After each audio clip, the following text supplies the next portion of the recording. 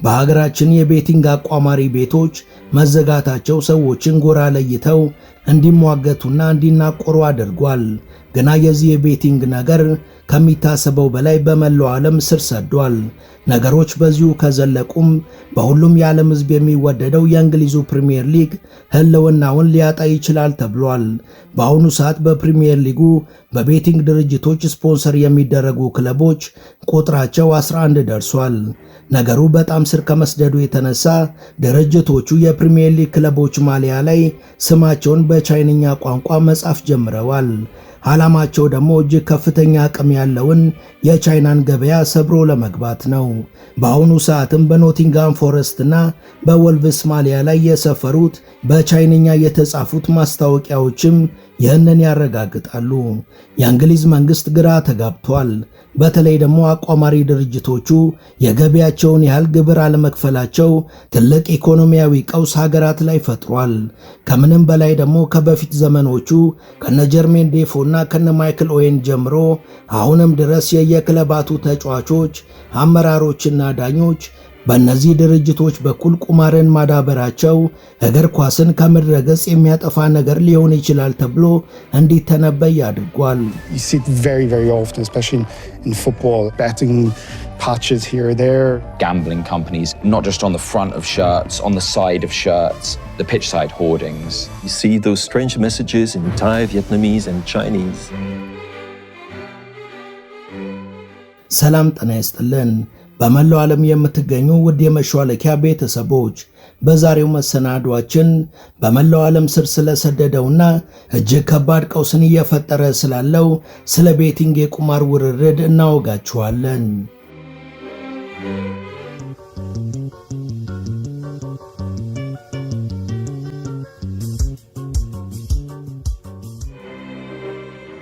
በሀገራችን ሁሉም የቤቲንግ ድርጅቶች ንግድ ፍቃዳቸው መሰረዙንና ሁሉም ከስራ ውጭ መደረጋቸው ተሰምቷል። በዚህም ብዙዎች ደስታቸውን ሲገልጹ፣ ሌሎች ደግሞ ስጋታቸውን በጎን እየገለጹ ነው። በእርግጥም ቤቲንግ ድርጅቶች ስጋት የደቀኑት በእኛ ሀገር ብቻ ሳይሆን በመላው ዓለም ከ1 ቢሊዮን በላይ ተመልካች ባለው በእንግሊዝ ፕሪሚየር ሊግ ላይም ነው። ድሮ የእንግሊዝ ፕሪሚየር ሊግ እና ሌሎች ታላላቅ የአውሮፓ የእግር ኳስ ሊጎች በማሊያቸው ላይ የሚኖረው የስፖንሰር አርማ የኤሌክትሮኒክስ በተለይም ደግሞ ለቤት ውስጥ ግልጋሎት የሚሰጡ ኤሌክትሮኒክስ ብራንዶች ነበሩ። አሁን ግን ይሄ እየቀረ ብቻ ሳይሆን እየጠፋ መጥቷል። በአሁኑ ዘመን የእንግሊዝ ፕሪሚየር ሊግ ከመቼውም በበለጠ በመላው ዓለም ተወዳጅነትን እያገኘና የተደራሽነት አድማሱንም እያሰፋ ነው። በዚህም ምክንያት በእንግሊዝ የሚገኙ ብቻ ሳይሆኑ በመላው ዓለም የሚገኙ ድርጅቶች ለእንግሊዝ ፕሪሚየር ሊግ ተመልካቾች ራሳቸውን የማስተዋወቅና ምርቶቻቸውን የመሸጥ ፍላጎታቸው እየጨመረ መጥቷል። የፍላጎት ግን ምርትና አገልግሎት ያላቸውን ብቻ ሳይሆን ምንም የሚሸጡት ምርት የሌላቸውንም አቋማሪ ድርጅቶችንም ያካተተ ነው። የእንግሊዝ ፕሪሚየር ሊግ የማሊያ ስፖንሰር የሚሆኑ አቋማሪ ድርጅቶችም ቁጥራቸው እያደር እንዲጨምር ትልቅ ምክንያት ሆኗል።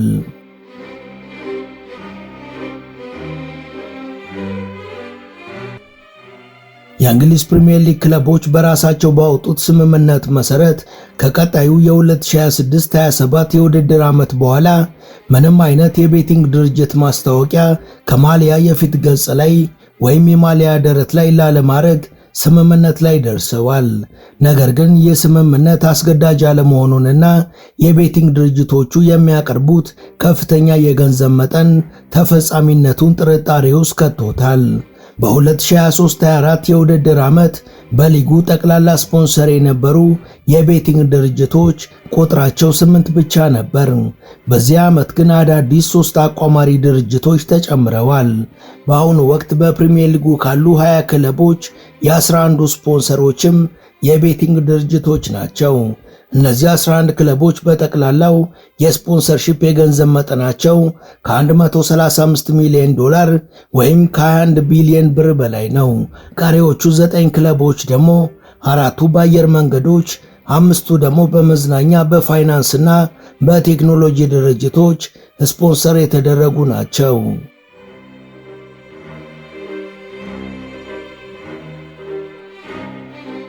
የዛሬ 30 ዓመት ፕሪሚየር ሊጉ ሲመሰረት ከነበሩት 22 ክለቦች ውስጥ በአንዱም ላይ የቤቲንግ ድርጅት ማሊያ ስፖንሰር አልነበረም። በወቅቱ ስፖንሰር ያደርጉ የነበሩ ካምፓኒዎች ግማሾቹ ዋና መስሪያ ቤታቸው እንግሊዝ ውስጥ ሲሆን ሁሉም በሚባል ደረጃ ደግሞ በእንግሊዝ ገበያ ውስጥ የሚሸጡት ተጨባጭ ምርት የነበራቸው ናቸው። አሁን ግን በተቃራኒው ብዙ ነገሮች ከታች ወደ ላይ ተገለባብጠዋል። አሁን በፕሪሚየር ሊግ ክለቦች ቲሸርት ላይ ካሉ ስፖንሰሮች አንድ ድርጅት ብቻ ነው በእንግሊዝ ዋና መቀመጫ ያለው። እሱም የሊቨርፑል ዋና ስፖንሰር የሆነው ስታንዳርድ ባንክ። ይህ ባንክ እንግሊዝ ውስጥ የሚሰራና እንግሊዛውያንን አካውንት የሚያስከፍት ባንክ ነው።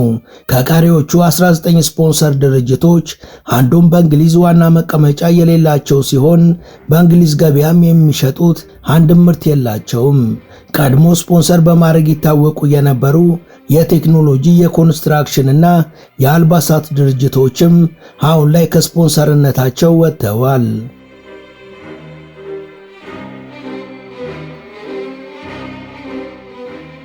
ሊጉ የዛሬ 30 ዓመት ሲመሰረት ስፖንሰር የነበሩት ኮሞዶር፣ ፊሶን፣ አይሲኤ፣ ሚታና ቱሊፕ የሚባሉ የኮምፒውተር ድርጅቶች ዛሬ እስከነጭራሹ ስራ ላይ አይደሉም። ድሮ የነበሩት ስፖንሰሮች ስፖንሰር ከሚያደርጓቸው ክለቦች ከ100 ኪሎ ሜትር የማይርቅ ርቀት ላይ ነበር የሚገኙት። የአሁኖቹ ግን ምናልባትም በትንሹ 2000 ኪሎ ሜትር ርቀት ላይ የሚገኙ ናቸው።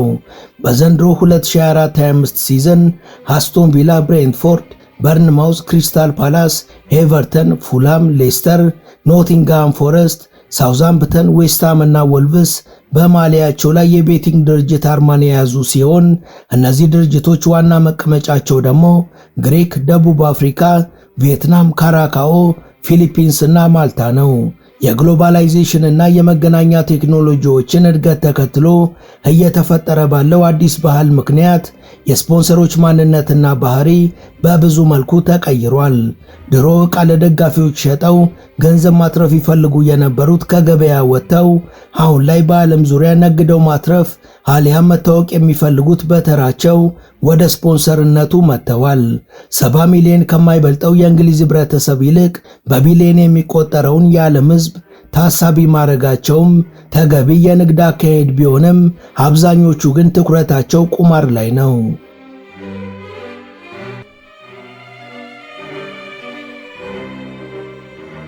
አሁን ላይ የዓለም የንግድ እንቅስቃሴ ተለውጧል። ድሮ አቅም ኖሯቸው ስፖንሰር የሆኑ የነበሩ የጃፓን ኩባንያዎች አሁን ላይ እንደ ኤሚሬትስ ባሉ የመካከለኛ ምስራቅ ካምፓኒዎች እየተተኩ ነው። ስፖንሰር የሚሆኑ ካምፓኒዎች ከክለቦች ጋር አብሮ ከመስራት ከሚያገኙት የብራንድ እይታ፣ ታማኝነት፣ የገበያ ብልጫና ሌሎች የሚያገኟቸው ተጨማሪ ጥቅሞች እጅግ የበዙ እንደሆነ ይታወቃል። በየክለቦች ውስጥ ከሚጫወቱ ኮከብ ተጫዋቾች ጋር የሚነሱትን ፎቶ ለራሳቸው ድርጅት ማስተዋወቂያነትም መጠቀም መቻላቸው ትልቁ ትርፋቸው ነው። የእንግሊዝ እግር ኳስ ክለቦች ምንም እንኳን በቤቲንግ ድርጅቶች ስፖንሰርሺፕ ቢጥለቀለቁም የሊጉ አዘጋጅና ተቆጣጣሪው አካል ግን እስካሁን ምንም አይነት የአቋማሪ ድርጅት ጋር አጋርነት የለውም። አዘጋጁ አካል ይፋዊ ስፖንሰር ባይኖረውም በሊጉ የቴሌቪዥን ባለመብት ስካይ ስፖርት በኩል ግን ቤት 365 የተባለ ድርጅት በተዘዋዋሪ ስፖንሰር ያደርገዋል። ቤት 365 የስካይ ስፖርት ከጨዋታ በፊትና በኋላ ያሉ ትንታኔዎችን ስፖንሰር ነው።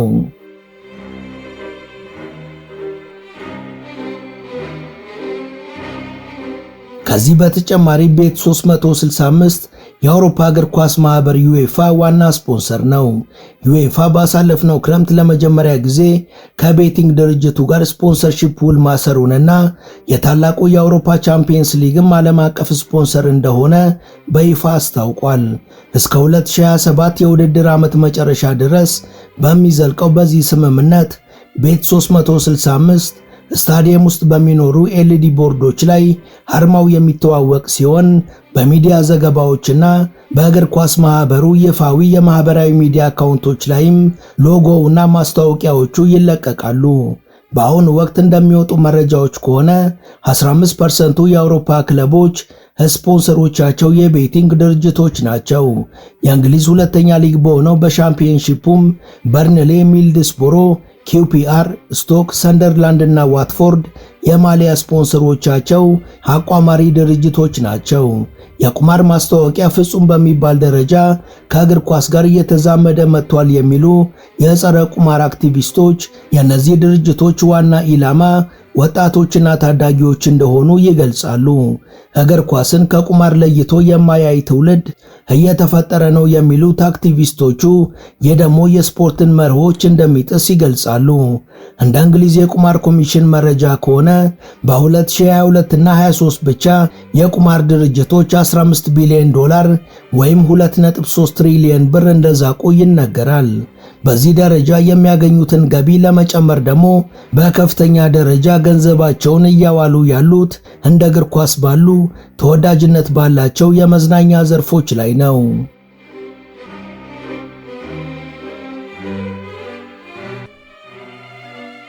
አውሮፓ ውስጥ ባለው ሕግ መሰረት አንድ ከ18 ዓመት በታች ያለ ተጫዋች ክለቡ የቤቲንግ ስፖንሰር ቢኖረው እንኳን በእድሜው ምክንያት የሚለብሰው ማሊያ ያለ ክለቡ ስፖንሰር ባዶውን ይሆናል። ነገር ግን ይህን ተወዳጅ ስፖርት ነፍስ ካወቁ ሕፃናት ጀምሮ ስለሚመለከቱት ተጽዕኖ ቀላል አይደለም። የቤቲንግ ድርጅቶች በእንግሊዝ ፕሪሚየር ሊግ ሀብታም የሚባሉትን ክለቦች ማለትም ማንቸስተር ዩናይትድ፣ አርሰናል፣ ቼልሲ፣ ሊቨርፑል፣ ማንቸስተር ሲቲ እና ቶተናምን ስፖንሰር አያደርጉም። እያደረጉ ያሉት ከታችኛው ሊግ የሚመጡትንና በሊጉ ቢሰነብቱም አነስተኛ የኢኮኖሚ አቅም ያላቸውን ክለቦች ነው። ይህ ግን ራሳቸውን በትላልቅ ደረጃዎች ከማስተዋወቅ በፍጹም አያገዳቸውም። የቤቲንግ ድርጅቶችን አርማ በማሊያቸው ላይ የያዙ ክለቦች ከአርሰናል ወይም ከማንቸስተር ዩናይትድ ጋር ሲጫወቱ የታላላቆቹ ክለብ ደጋፊዎችን ጨምሮ መላው ዓለም የእነዚህን ቤቲንግ ድርጅቶች አርማና ብራንድ ይመለከታል። ይህ ደግሞ በሊግ ውስጥ ታይተው በመገኘታቸው የሚያገኙትን ትርፍ በእጥፍ ከፍ ያደርግላቸዋል። አርሰናልን ስፖንሰር ሳያደርጉ በአርሰናል መተዋወቅ ቻሉ ማለት ነው።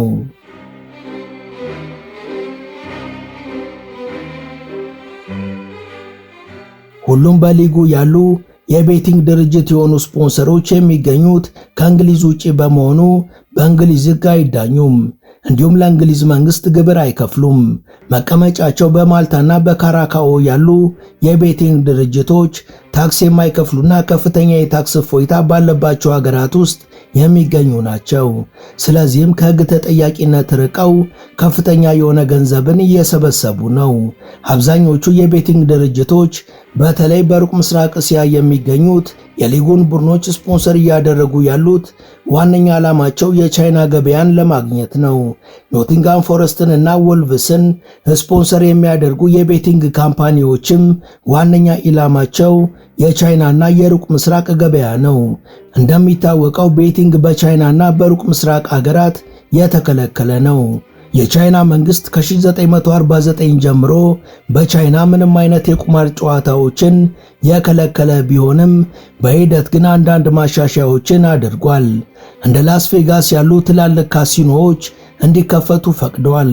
ከዚህ በተጨማሪም መንግስት በራሱ ጥብቅ ቁጥጥር የሚያደርግበት ብሔራዊ ሎተሪም ጀምሯል። ከቴክኖሎጂ መስፋፋት ጋር በተገናኘም የቻይና መንግስት ቁማርን ቢከለክልም ቻይናውያን ዜጎች ግን ከቻይና ውጭ ያሉ የቤቲንግ ካምፓኒዎች ጋር ቤቲንግ እየተጫወቱ ይገኛሉ። ይህ በቻይና ዜጎች ዘንድ ያለ የቤቲንግ ፍላጎትና የቻይና መንግስት ክልከላ አልታረቅ ያላቸው ቤቲንጎቹ የአገሪቷን ሕግ ጥሰው ለመግባት ብዙ ሙከራዎችን እያደረጉ ነው።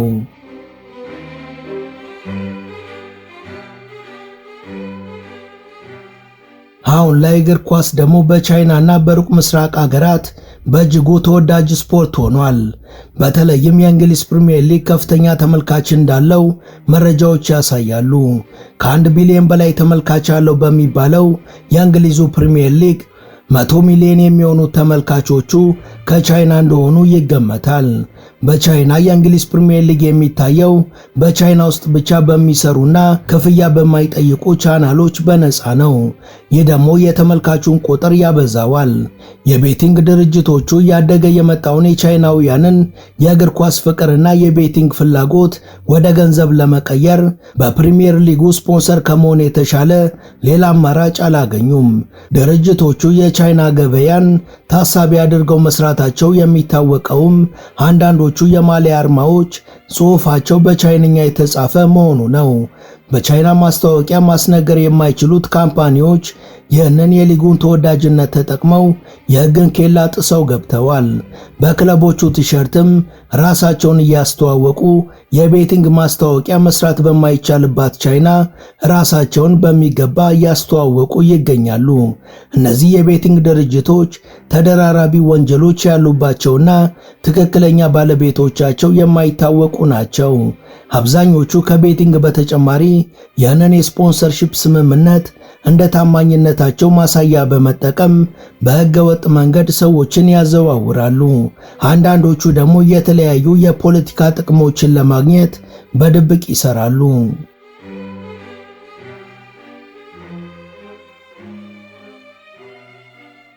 የቤቲንግ ድርጅቶች በሊጉ መተዋወቅ ሕገ ወጥ የሆነ ንግድን እያስፋፋ እንደሆነ ይነገራል። በቻይና ቁማር ክልክል በመሆኑና የቤቲንግ አፕሊኬሽኖቹ ባለመስራታቸው በርካታ ቻይናውያንን በቪፒኤን እነዚህን የቤቲንግ አፖች ይጠቀማሉ። እነዚህ አፖች ደግሞ በተደጋጋሚ ቻይናን ለሳይበር ጥቃቶች እያጋለጧት ይገኛል። እንደ ተንታኞች ገለጻ ከሆነ በተወዳጁ የእንግሊዝ ፕሪሚየር ሊግ የቤቲንግ ድርጅቶች መተዋወቅ የሚያስከትለው ጉዳት ከሚታሰበው በላይ ውስብስብ እንደሆነ ይናገራሉ። በብዙ እምነቶችና ማህበረሰባዊ ባህሎች የተወገዘውን ቁማር እንደ መደበኛ ጉዳይ እንዲቆጠር እያደረገውም ነው ይላሉ።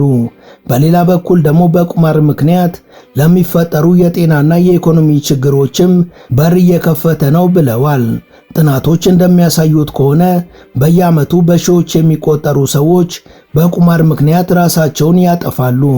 እነዚህ የቤቲንግ ድርጅቶች የፕሪሚየር ሊጉን የስፖንሰርሺፕ ገበያ በእጅጉ በማስወደዳቸው ክለቦች እነዚህን ስፖንሰሮች ቢያጡ እስከ 40% የገቢ ጉድለት እንደሚያጋጥማቸውና ለኪሳራ እንደሚዳረጉም ይነገራል።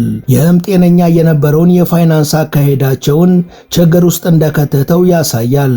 ከሁሉም የከፋውና በትልቁ የስፖርቱን መልክ እስከ ወዲያኛው እንዳይቀይረው ያሰጋው ግን በስፖርቱ ዙሪያ ከተጫዋቾች እስከ አሰልጣኞች፣ ከዳኞች እስከ ፌዴሬሽን አመራሮች ያሉ ሰዎችም ይህንን የቁማር ዓለም እንዳይቀላቀሉ ነው።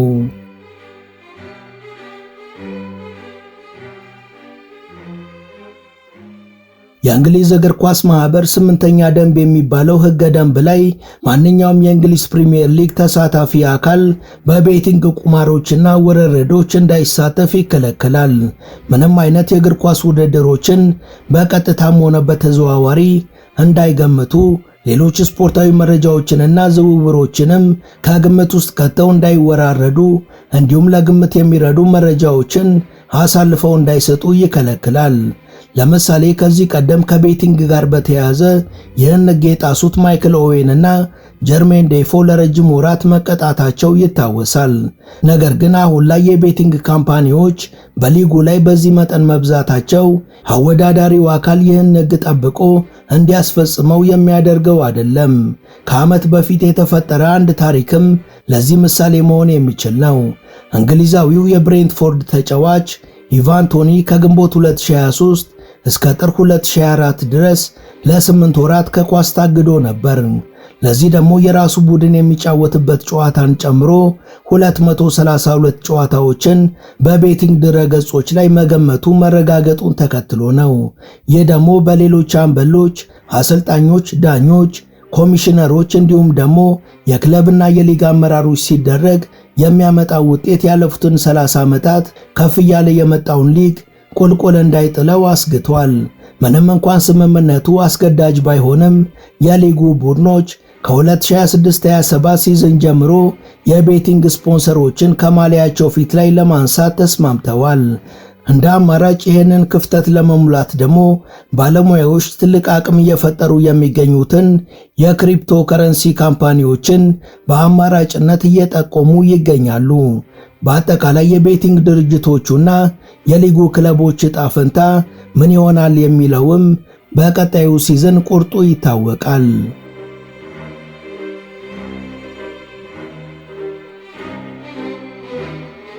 ወደ ቻናላችን ቤተሰቦች ለዛሬ ያሰናዳንላችሁ ይህን ይመስል ነበር። እስከ ዝግጅታችን ፍጻሜ አብራችሁ ስለነበራችሁ ከልብ እናመሰግናለን።